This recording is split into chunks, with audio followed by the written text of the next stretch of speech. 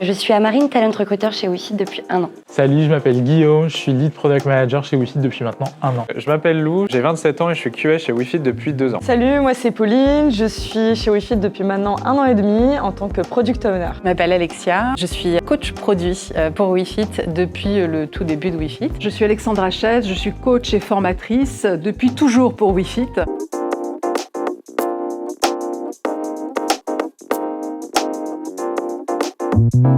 J'apprécie particulièrement la collaboration avec les WeFiteuses et les WeFiteurs pour plein de raisons et je vais en citer 3 d'entre elles. Je remarque que systématiquement il y a une bonne dose de curiosité, ce qui emmène vers la remise en question. La deuxième chose, c'est que je note beaucoup d'engagement personnel et collectif. La troisième raison, c'est que nous sommes dans une culture apprenante et collaborative.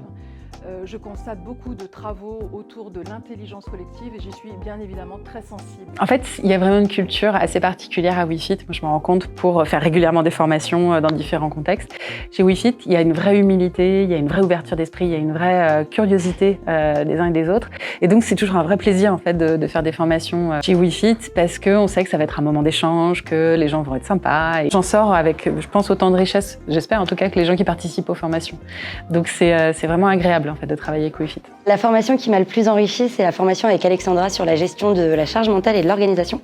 Je suis bien plus sereine dans la gestion de mon temps maintenant. Moi, j'ai 2 formations que j'ai suivies récemment qui m'ont particulièrement marqué parce que je les ai trouvées absolument géniales. La première, c'était sur l'éco-responsabilité dans le produit qui a vachement challengé ma façon de voir certains composants du quotidien, comme par exemple les carousels qui en fait sont extrêmement énergivores. Et du coup, ça m'a vraiment aidé à repenser la façon dont on s'organisait, dont on créait nos produits pour les rendre le plus éco-responsable possible, le moins énergivore.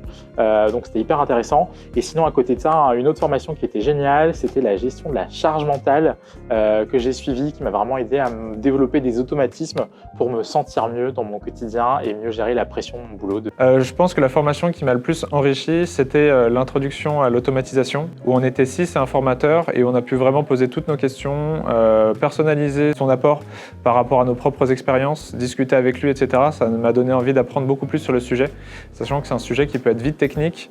Il a rendu ça très pédagogique et très simple d'accès, donc c'était vraiment top. De mon côté, les formations qui m'ont le plus apporté, ça a été d'un côté du soft skill sur gérer son temps et son organisation. En tant que product owner, c'est quand même très important. Ensuite, une formation axée sur la data, notamment sur GA4, qui me permet d'avoir un esprit d'analyse et pour pouvoir piloter mes features. Et la dernière, ça a été la formation Figma, pour le côté design, pour pouvoir maqueter et former mon produit.